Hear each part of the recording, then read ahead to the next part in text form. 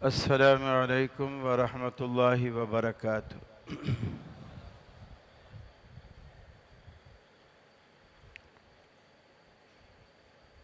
अल्हम्दुलिल्लाहि वहदा वस्सलातु वस्सलामु अला मन ला नबिय्य बअदह।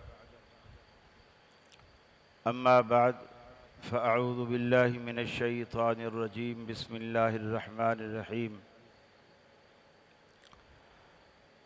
कुल हल यस्तविल्लज़ीना यअलमून वल्लज़ीना ला यअलमून औ कमा क़ालन नबिय्यु सल्लल्लाहु अलैहि वसल्लम अल उलमा वरसतुल अंबिया।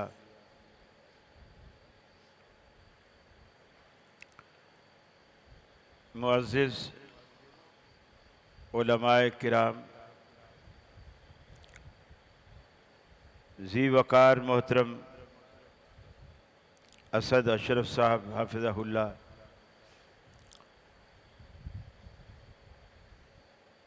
मोहतरम भाई इफ्तिखार भट्ट साहब हाफ़िज़हुल्लाह, जो आज यहाँ मेरी हाज़री का बाइस बने हैं। मैंने आज पहली मर्तबा आपके इदारे और मुकर्रम मस्जिद का विज़िट किया। अल्हम्दुलिल्लाह देखकर बहुत खुशी हुई। आपका इंतज़ाम, इंसराम और आपकी टोपियाँ बता रही हैं कि मस्जिद सारी तोलबा से भरी हुई है, वरना तो अहले हदीसों में टोपी का रिवाज ही नहीं होता। और इतनी बड़ी तादाद मैंने अल्हम्दुलिल्लाह अहले हदीसों में पहली मर्तबा देखी है, एक इदारे में, और ये बड़ी खुशी की बात है। अल्लाह जज़ाए खैर दे बानियान को भी, जिन्होंने इस इदारे की बिना डाली, और जो लोग अब भी इसकी सरपरस्ती फरमा रहे हैं, इसकी आबियारी फरमा रहे हैं, इससे मुआवनत कर रहे हैं, जो तालीम दे रहे हैं, जो तालीम ले रहे हैं।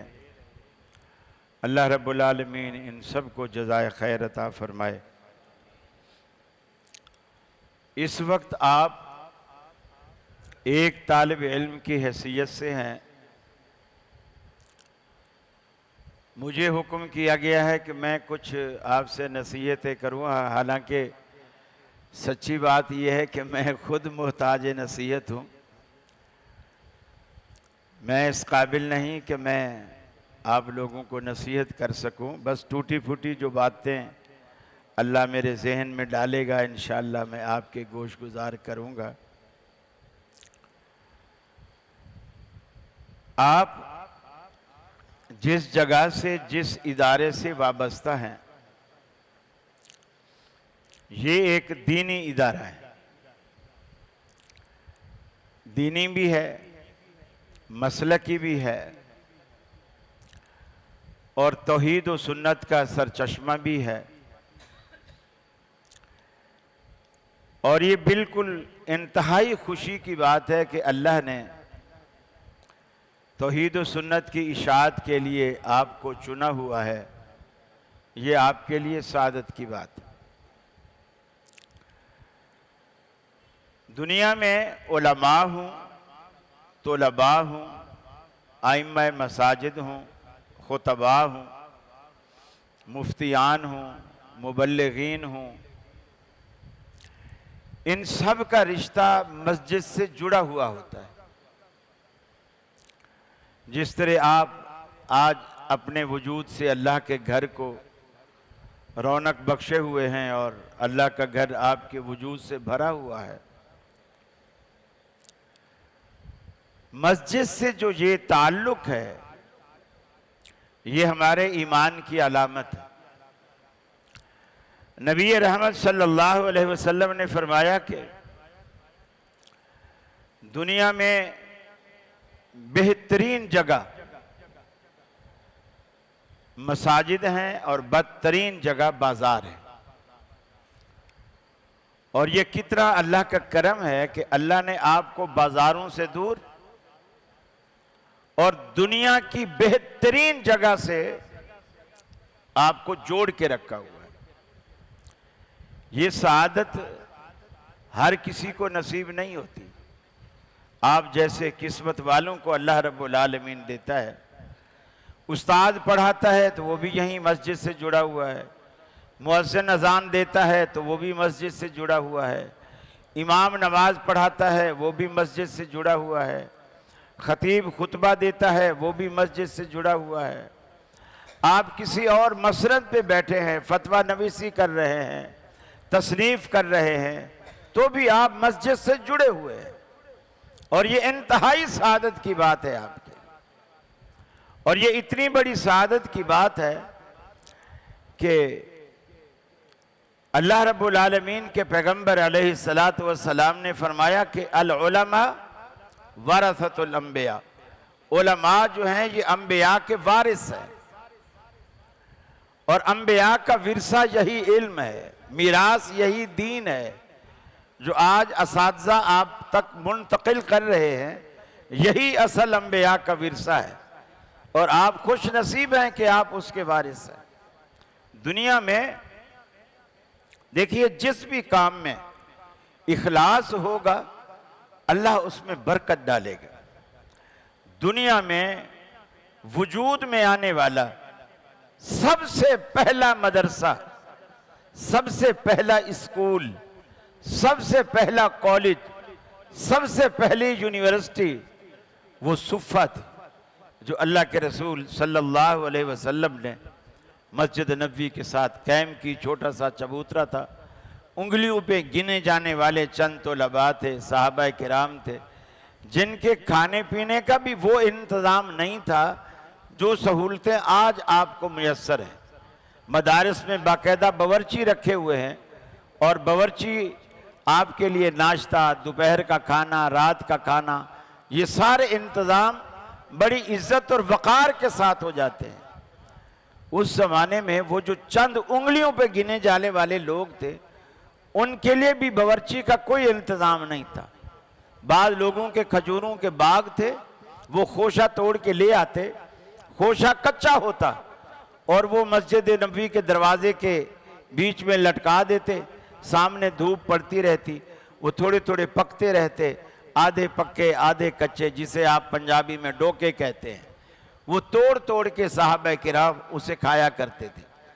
आजकल तो देखिए इतनी अजीब अल्लाह ताला ने आपको आसानियाँ दे दी हैं कि तुलबा के सामने ऑप्शंस होते हैं, किस मदरसे में दाखिला लें, नाश्ते में अंडा कहाँ मिलता है, कौरमा कहाँ होता है, बिरयानी कहाँ मिलती है।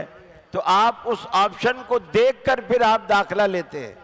आप सहाबा किराम को देखिए कि किस कदर तकालीफ उठाकर, भूखे और प्यासे रहकर, जब हजरत उमर फारूक रज़ियल्लाहु ताला अन्हु के दौर में हजरत अबू हुरैरा रज़ियल्लाहु ताला अन्हु को लिबास फ़ाक़रा पहनाया गया, खजांची बनाया गया, गवर्नर बनाया गया, ज़ारो कतार रोने लगे। लोगों ने पूछा ये तो खुशी की बात है, आप रो रहे हैं। कहे मुझे मेरा माजी जो है वो याद आ रहा है कि एक वक्त था मैं भूख की वजह से निढाल होके पड़ा रहता था और लोग समझते थे अबू हुरैरा पागल हो गया है। हालांकि मैं पागल नहीं होता था, मैं भूख से निढाल होता था। और आज अल्लाह ताला ने ये मनसब दिया है, यकीनन मुस्तकबिल आपका मुंतज़िर है। उसके लिए आप अभी से अपने आप को ज़हनी तौर पर हर एतबार से आप तैयार करेंगे। चूँकि जब आप मिंबर पर खड़े होते हैं, हम इतनी सारी मस्जिद में इतने सारे लोगों को नहीं देख रहे होते, लेकिन इतने सारे लोग मिंबर पर उस एक खतीब को देख रहे होते। आपकी नज़र में लोग नहीं होते, लेकिन आप लोगों की नज़रों में होते हैं, आप टारगेट होते हैं। आप अभी से आप ऐसा किरदार बनाएंगे कि जब आप मिंबर पे खड़े हों तो आप रसूलुल्लाह सल्लल्लाहु अलैहि वसल्लम की तरह दुनिया से कह सकें कि मैंने तुम्हारे अंदर 40 साल गुजारे हैं, मेरी जिंदगी के किसी सफ़े पर, किसी सतर पर उंगली रख के बताओ कि तुम्हें कोई ऐब नजर आता है। मा जर्रबना का इल्ला सिद्का। हालांकि वो मानने वाले भी नहीं थे, सब ने कहा कि हमने आपको जब भी आजमाया हमेशा सच्चा पाया, आप तो सच्चे हैं। क्या हम ऐसा कर सकते हैं कि आज इस मदरसे में हम 10 साल पढ़े, 8 साल पढ़े, 9 साल पढ़े, फिर मिंबर पर खड़े होकर हम अपने मोहल्ले में मजमे से कहें कि आप बताओ कि मेरे अंदर क्या है? ये चीज जो है अपने अंदर आप पैदा करेंगे तो इंशाअल्लाह इसके बदले में अल्लाह ताला आपकी जुबान में वो तासीर लाएगा, आपकी तहरीर में वो तासीर लाएगा, और आपका यही इखलास दुनिया को आपकी तरफ मुतवज्जे करेगा। दुनिया का कोई शख्स आपका मुकाबला नहीं कर सकता। आपके पास जो इल्म है, ये इल्म वही है जो दुनिया के तमाम उलूम का सरदार है। साइंस हो, रियाजी हो, फिजिक्स हो, केमिस्ट्री हो, जितने भी उलूम हैं ये सारे हेच है, और ये इस्लाम इल्म वही ये सब का सरदार है, सबसे ऊंचा है। और जो लोग सिरे से कोरे हैं, कुछ भी नहीं जानते, उनका तो आपसे तकाबुल ही नहीं। फरमाया कुल हल यस्तविल्लज़ीना यअलमून वल्लज़ीना ला यअलमून। ऐ हबीब इन्हें बताइए, क्या दुनिया में जानने वाले, इल्म रखने वाले, अल्लाह के दीन की सूझबूझ रखने वाले, जिनको अल्लाह रब्बुल आलमीन ने इल्म वही का मुहाफिज बना दिया, क्या ये लोग और वो लोग जो सिरे से इल्म से कोरे हैं, क्या ये दोनों बराबर हो सकते हैं? जिस तरह रात और दिन बराबर नहीं हो सकते, जिस तरह साया और धूप बराबर नहीं हो सकते, इसी तरह जाहिल और आलिम भी बराबर नहीं हो सकते। इल्म का अल्लाह रब्बुल आलमीन ने एक मकाम रखा है।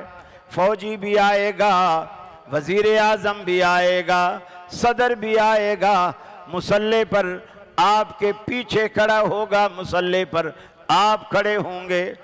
दुनिया के अंदर जो इज्जत रब्बुल आलमीन ने इल्म दीन को अता की है, दुनिया में ये इज्जत, ये वकार अल्लाह रब्बुल आलमीन ने किसी इल्म को अता नहीं किया।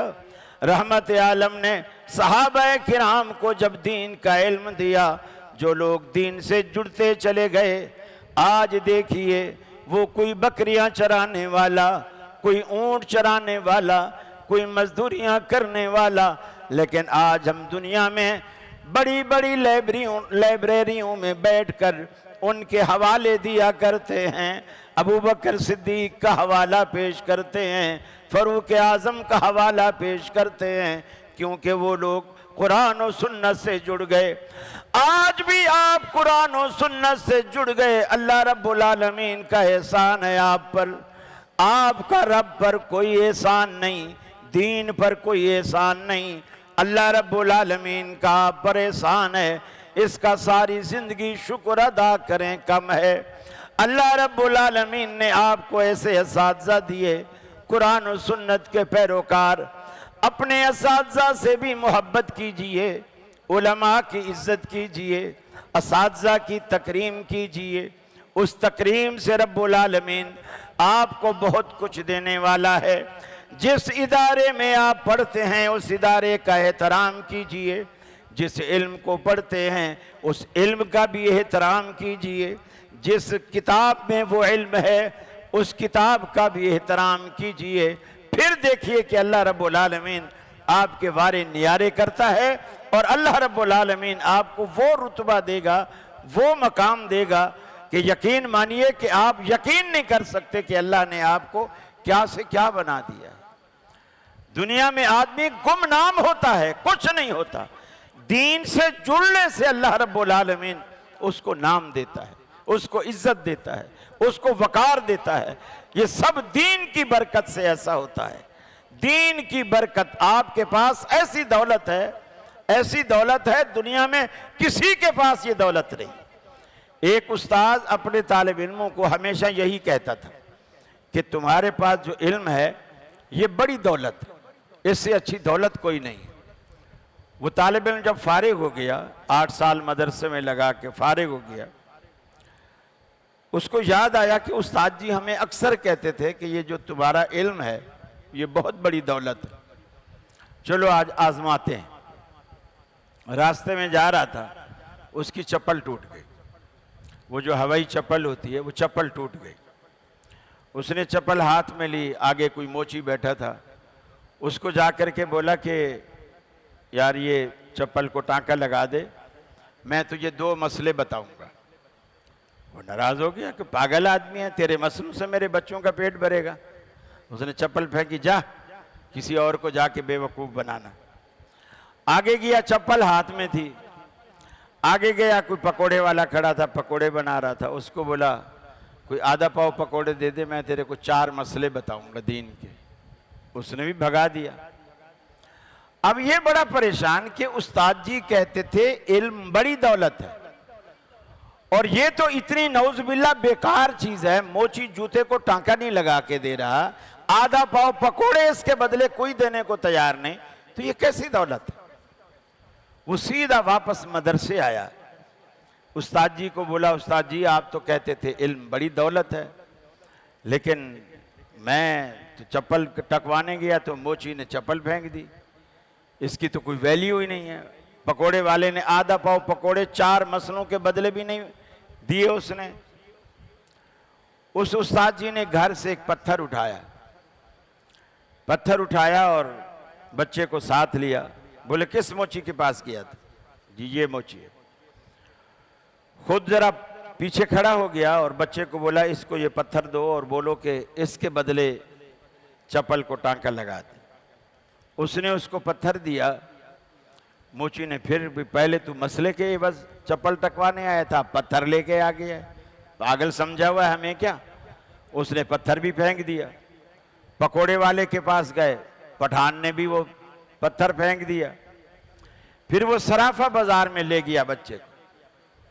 कोई जौहरी था, ये जो नगीने के काम करते हैं, जिसमें हीरे और दीगर पत्थर होते हैं, ये जरगून है, ये फलाना है, ये हकीक है, वगैरह वगैरह। खुद गेट पे खड़ा हो गया, बच्चे को बोला अंदर जा, और ये जो दुकानदार बैठा हुआ है इसको बता के ये पत्थर मुझे बेचना है, कितने का है। उस जा लेकर गया। उसने कहा देख कर इधर उधर, पत्थर थोड़ा मोटा था, इधर देखा, ये किया वो किया। कहने लगे मैं इसके 3.5 लाख रुपए दे सकता हूं। तो उस्ताद जी ने इशारा किया कि वापस आ, हमें बेचना नहीं है। वो जब वापस आने लगा, गेट तक आया तो पीछे से आवाज दी कि चलो 4 ले लेना, चलो 4.5 ले लेना। जाते जाते 5 तक आ गया। इसने कहा नहीं बेचना है। बच्चे को लेकर उस्ताद आया।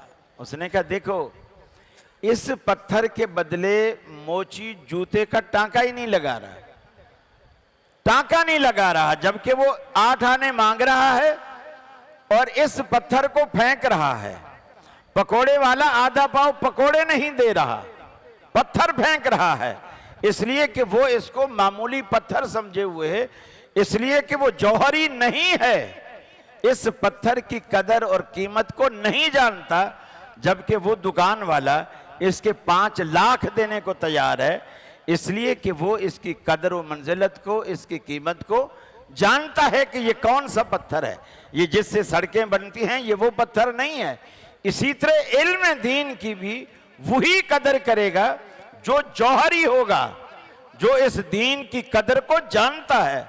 जो खुद कोरा है उसकी नजर में तो जैसे वो पत्थर था, ऐसे उसकी नजर में इस इल्म की कोई हैसियत नहीं। आपके पास दुनिया का बहुत कीमती जौहर है, सबसे कीमती जौहर है। यही वजह है कि उलमा, आप देखते हैं आपके करीब में पंजाब में मौलाना हाफिज मसूद आलम साहब हैं, हाफिज शरीफ साहब फैसलाबादी हाफिज़हुल्लाह हैं, मौलाना इरशादुल हक असरी साहब हाफिज़हुल्लाह हैं, हमारे कराची से मौलाना शेख अब्दुल्ला नासिर रहमानी हाफिज़हुल्लाह हैं। ये हमारी जमात के ऐसे बुजुर्ग हैं, ऐसी करीम है हमारी जमात के, यकीन मानिए आपस में इनको मिलता हुआ देखें, वो प्यार, वो मोहब्बत, वो खुलूस, एक दूसरे पर बस ऐसे समझिए कि जैसे एक दूसरे के लिए बिच बिच जाते हैं। ये क्यों कदर कर रहे हैं? हर बंदे को दूसरे के इल्म की कदर है कि इसके पास क्या जौहर है। आप अपने अंदर वो औसाफ हमीदा पैदा कीजिए कि इंशाअल्लाह आप मिंबर पे खड़े होंगे तो भी आपको इज्जत मिलेगी, मुसल्ले पे खड़े होंगे तो भी आपको इज्जत मिलेगी, आप मसनद पे बैठकर पढ़ाना शुरू करेंगे तो भी आपको इज्जत मिलेगी। और ये जितने अब मस्जिद माशाल्लाह तलबा से भरी पड़ी है, ये असातिज़ा के लिए कितना बड़ा सरमाया और कितनी बड़ी नर्सरी है। जो एक नर्सरी वाला नर्सरी में गमलों में छोटे छोटे बीज लगा देता है और कुछ अरसे बाद नर्सरी से वो बीज बाहर जाते हैं और बागों में जाके लगते हैं और बड़े बड़े बागात बन जाते हैं। लेकिन ये जो असातिज़ा, उनके लिए आप जो नर्सरी हैं, आप सदका जारिया हैं, माँ बाप के लिए सदका जारिया हैं, मुआमिनीन के लिए सदका जारिया हैं। तो आप किसी तरह भी किसी से कम नहीं हैं।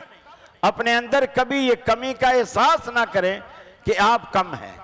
कुरान पढ़ने वाला भी इतना बड़ा अल्लाह रब्बुल आलमीन की तरफ से इतना बड़ा फजल ले रहा है जो सिर्फ कुरान पढ़ता है। इसलिए कि कुरान दुनिया की अजीम किताब है। सच्ची बात है, हमने इसकी कदर नहीं की। हमने कुरान को बस बाजू पे बांध लिया, गले में लटका लिया या घोल के पी लिया। घुटने में दर्द है तो वहाँ कुछ वहाँ बांध लिया। अलग अलग तरीके हैं। हालांकि कुरान मजीद इतनी अजीम किताब है, ये इन सतही मकासद के लिए नहीं आई। कुरान मजीद के अजीम मकासद हैं। ये दिलों का जंग उतारने वाली किताब है। इससे दिलों का जंग उतरता है, दिल आपके जो हैं वो पाकीज़ा होते हैं।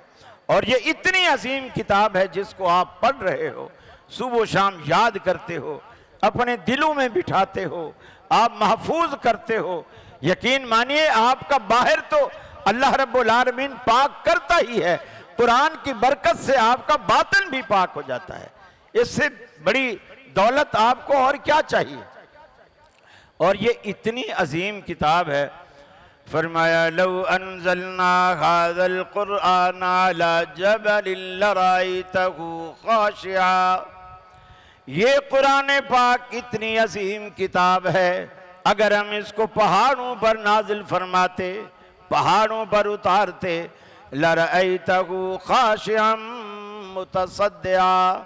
ऐ देखने वाले तू देखता कि पहाड़ अल्लाह के डर से, अल्लाह के खौफ से लरज़ जाते, फट जाते, रेजा रेजा हो जाते कुरान मजीद की अज़मत की वजह से। लेकिन इंसान, तूने कुरान लिया, कुरान को पढ़ा, सीने में उतारा, लेकिन सुम्मा कसत कुलूबुकुम मिन बादि ज़ालिक फहिया कल हिजारा औ अशद्दु क़स्वा।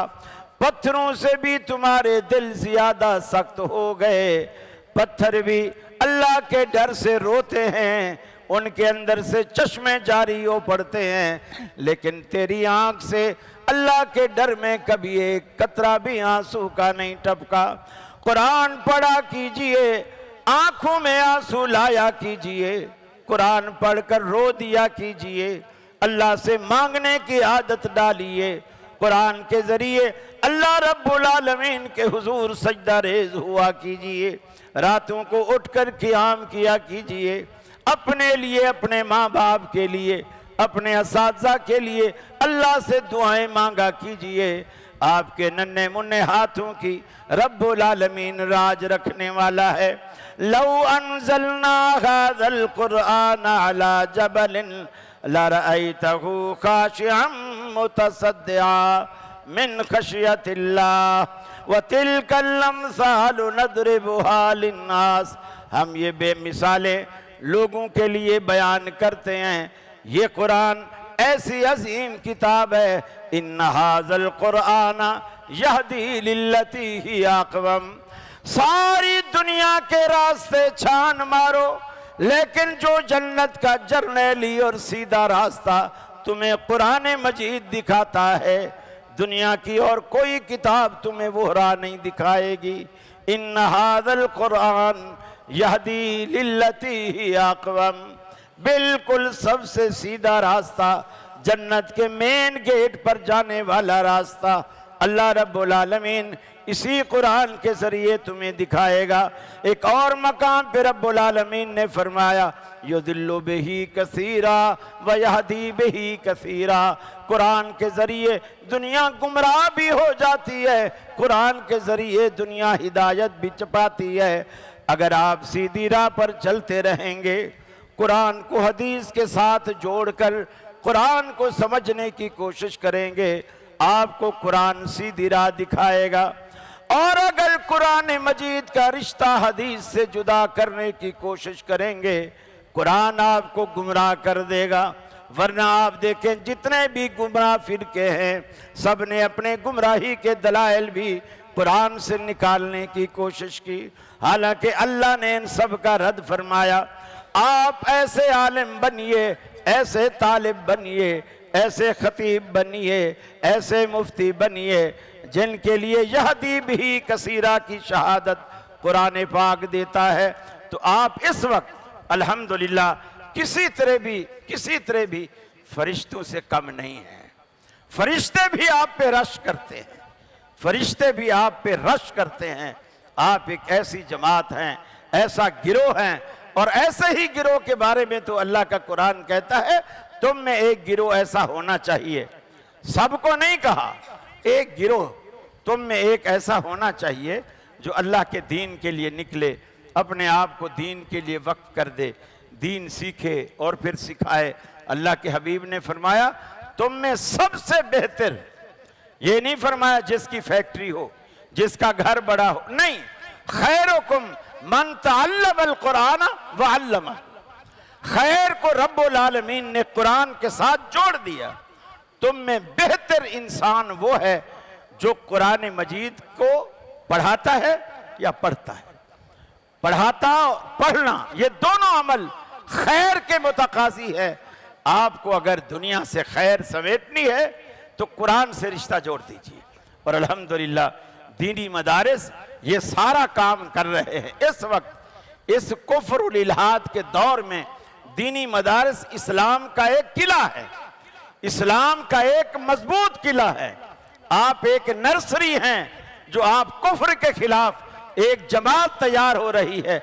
अल्लाह जज़ाए खैर दे उन अहबाब को, उन मुआमिनीन को, उन मुंतज़मीन को जो आपको तैयार कर रहे हैं कुफ्र के खिलाफ, इल्हाद के खिलाफ, इस्लाम की हिमायत के लिए, इस्लाम की सरबुलंदी के लिए, इस्लाम की तरवीज के लिए। वरना यकीन मानिए दुनिया में शैतान ये सारे हरबे इस्तेमाल करता है, सारे जदीद वसाइल भी इस्तेमाल करता है, क्योंकि शैतान भी पढ़ा लिखा है, जाहिल नहीं है, पढ़ा लिखा है। जैसे जैसे दुनिया तरक्की करती चली जा रही है, शैतान भी अपने आलात, अपने हथियार, अपने दाव पेच तब्दील करता चला जा रहा है। नए दौर के तकाज़ों के मुताबिक जदीद हथियार इस्तेमाल करता है। आप भी उनको इस्तेमाल करें। आप देखें सैयदना फारूक आज़म रज़ियल्लाहु ताला अन्हु, अल्लाह के रसूल फरमाते हैं ऐसा जरी इंसान है जिस रास्ते पर चलता है और इब्लीस अगर उसी रास्ते पर आ रहा हो और उसको पता चल जाए कि उमर भी इसी रास्ते पर आ रहा है, तो इब्लीस वो रास्ता छोड़ देता है। डर की वजह से वो रास्ता छोड़ देता है। गोया हजरत उमर जिस रास्ते पर चले हैं उस रास्ते पर अगर शैतान आया है तो शैतान को रास्ता छुड़वाया है, खुद रास्ता नहीं छोड़ा है। आप ये जदीद वसाइल सारे इस्तेमाल करें, जितने भी जदीद वसाइल हैं आप ये सारे इस्तेमाल करें। और ये वसाइल इस्तेमाल करने के बाद अगर कोई बातिल है, बातिल से ये मैदान छुड़वाएं, खुद मैदान से ना निकले। ये अहले हदीस की शान है। आप मैदान न छोड़ें, बातिल को मैदान छुड़वाएं। अल्हम्दुलिल्लाह एक अरसा था, उलझते रहे। यकीन मानिए आखिर कौकब उकाड़वी उस टीम में बैठना ही छोड़ गया जिसमें अल्हम्दुलिल्लाह अहले हदीस होता था, बैठना ही छोड़ गया। ये आप कोशिश करें कि आप गालिब आए, हक गालिब आए। आपका इल्म, आपकी मतानत, आपकी संजीदगी, आपका इखलास इस कदर हो कि अल्लाह रब्बुल आलमीन उसके जरिए दुनिया पर आपको गालिब कर दे। और अल्लाह ने दीन को उतारा ही इसलिए है, लियुज़हिरहु अलद्दीन कुल्ले, ताकि अल्लाह ताला दीगर अदियान आलम पर इस दीन को गालिब करे। और यही आपका मकसद होना चाहिए, यही आपका मिशन होना चाहिए, यही आपका महवर होना चाहिए। और मैं असातिज़ा से भी दरख्वास्त करूँगा, तुलबा को अपनी दुआओं में ज़रूर याद रखा करें, इसलिए कि आपकी दुआएं तुलबा पर बहुत असर करती, बहुत असर करती। जब भी कोई बड़ा दुआएं करता है, उसकी अदम मौजूदगी में, उसकी गैर मौजूदगी में बहुत असर करती है। सैयद इस्माइल शहीद रहमतुल्लाह अलैह, अल्लाह अकबर, उनके ज़माने में एक नाचने गाने वाली थी जिसे आप लोग तवाइफा कहते हैं। बड़ी खूबसूरत थी, लेकिन रात को मुजरा लगाती थी। बड़े बड़े इलाके के रईस, चौधरी, वडेरे जमा हो जाते, स्टेज लगता, वो पाँव में घुंघरू बांधती, फिर वो नाचती, फिर वो गाने गाती, तबले वाले तबले बजाते, हारमोनियम वाले हारमोनियम बजाते, और वो गली पूरी बदनाम थी। उस गली में से शरीफ आदमी नहीं जाता था, नहीं गुजरता था, क्योंकि उधर जाते ही वही लोग थे। उसका नाम था हूर बानो। तो हूर बानो की गली में जो भी जाता था, ये समझा जाता था कि ये गंदा आदमी है, ये मुजरे के लिए ही जा रहा है। एक दिन शाह इस्माइल शहीद रहमतुल्लाह अलैह ने रात की इशा की नमाज पढ़ाई। नमाज पढ़ाने के बाद, जैसे उलमा को अक्सर आदत होती है, यहाँ खैर मैं बहुत कम देख रहा हूँ, सिर्फ एक उस्ताद बैठे हैं रुमाल वाले, वरना उलमा को अक्सर आदत होती है सफ़ेद या लाल रुमाल ऊपर डाल के रखते हैं। तो शाह साहब ने भी रुमाल ऊपर डाला हुआ था, उसको थोड़ा आगे से भी खींच लिया, साइडों से भी खींच लिया, मुंह थोड़ा छुपा लिया, मुंह छुपाया और मस्जिद से हूर बानो वाली गली में चल पड़े। अब आप ये भी देखें, दुनिया बड़ा नजर रखती है कि ये मौलवी क्या कर रहा है, किधर से आ रहा है, किधर जा रहा है। भले उसने कितने साल आप में गुजारे हों, वो सारे उसके तकवे पर पानी फेर देगा आपकी एक गलती। लोग देख रहे हैं कि अभी हमें इशा की नमाज पढ़ाई है और ये जा किधर रहे, इनका इस गली में क्या काम है। शाह इस्माइल शहीद रहमतुल्लाह अलैह गए, हूर बानो का दरवाज़ा बजाया। ये अभी मुजरा शुरू होने से थोड़ा पहले की बात, दरवाज़ा बजाया। कोई छोटी बच्ची या बच्चा बाहर आया, उसने कहा जी बाबा। इन्होंने कहा कि हूर बानो को बोलो बाहर फ़कीर आया है, वो सदा लगाना चाहता है। उसने अंदर से कुछ रुपया 8 आने दे दिए कि जा फ़कीर को दे दे। उसने शाह साहब ने कहा कि नहीं, उनको बोलो कि मैं पहले सदा लगाता हूँ, मेरी सदा सुनो, फिर मैं पैसे लूँगा। उसने कहा अच्छा बुला दो, जल्दी हमारा टाइम होने वाला है मुजरे का। स्टेज लगा हुआ है, तबले वाले बैठे हुए हैं, हारमोनियम लगे हुए हैं, कुछ लोग आ गए हैं, कुछ अभी आने वाले हैं। मुंह उसी तरह उन्होंने छुपाया हुआ है, सर नीचे किया हुआ है, और वहाँ हूर बानो भी आके बैठ गए। उन्होंने सूरा वत्तीन वज़्ज़ैतून वतूर सीनीन वहाज़ल बलदिल अमीन लक़द ख़लक़नल इंसान फ़ी अहसन तक़वीम, यहाँ आकर रुक गए और तिलावत के बाद तर्जुमा, इसकी तफसीर बयान की। और जब कहा कि अल्लाह ने इंसान को बहुत खूबसूरत उसमें पैदा किया, तो इशारा किया हूर बानो की तरफ कि जैसे ये हूर बानो है। अल्लाह ने इंसान को इतना अजीम खूबसूरत पैदा किया जैसे ये हूर बानो है। और फिर सुम्मा रददनाहु अस्फल साफिलिन, फिर उसको जिल्लत और रुसवाई की पस्तियों में धकेल दिया। फिर भी इशारा किया हूर बानो की तरफ कि जैसे ये है। अच्छाई का इशारा भी उसी की तरफ किया और जिल्लत और रुसवाई का इशारा भी उसी की तरफ किया। वाज करते रहे। अल्लाह ताला ने हूर बानो के दिल में ये वाज उतार दिया। वो उठी, उसने कहा आपने तो हमारी आंखें खोल दी, तबले फाड़ दिए, हारमोनियम तोड़ दिया। शाह साहब ने कहा वुजू करके आओ तुम। जो भी हाज़रीन मजलिस थे सब ने वुजू किया। शाह साहब ने मुसल्ला बिछाया, सबको पीछे खड़ा कर दिया, हूर बानो को भी, ख़वातीन की भी पीछे सब बनवा ली। जब सजदे में गए ना, शाह साहब ने रो के अल्लाह से इतनी दरख्वास्त की, या अल्लाह मेरे बस में इतना था, मैं यहां तक ला सकता हूं, इनके दिल फेरना और आगे इनको हिदायत देना ये तेरे हाथ में है। उसके बाद वो इतनी उसकी काया पलटी, शाह इस्माइल शहीद रहमतुल्लाह अलैह ने उस हूर बानो की एक मुजाहिद के साथ शादी कर दी और बकिया सारी जिंदगी बालाकोट के मुजाहिदीन की रोटियां पकाती रही। और आज जहां शाह इस्माइल शहीद रहमतुल्लाह अलैह की कब्र है, उसी इलाके में करीब में उस हूरबानों की भी कब्र है। अल्लाह ताला ने उसकी जिंदगी बदल दी। तो आप जब दुआएं करते हैं ना, जब दुआ दिल से निकलती है वो असर करती है। आप अपने तलबा को, अपने शागिर्दों को दुआएं दें, दुआओं से नवाजें, इंशाअल्लाह आपकी दुनिया भी संवरेगी, आखिरत भी संवरेगी और इंशाअल्लाह अज़ीज़ आपका इदारा भी पनपेगा। आपके इदारे का जैसे अब नाम है, अल्लाह इसको भी दुगना कर देगा। जैसे मैं सुन रहा था कि जब इधर अहले हदीसों का नाम भी नहीं था, उस वक्त इतनी बड़ी मस्जिद बनाई जा रही थी और लोग मजाक उड़ाते थे कि वहाँ भी पागल हो गए हैं, 2-4 बंदे हैं और इतनी बड़ी मस्जिद बना रहे हैं।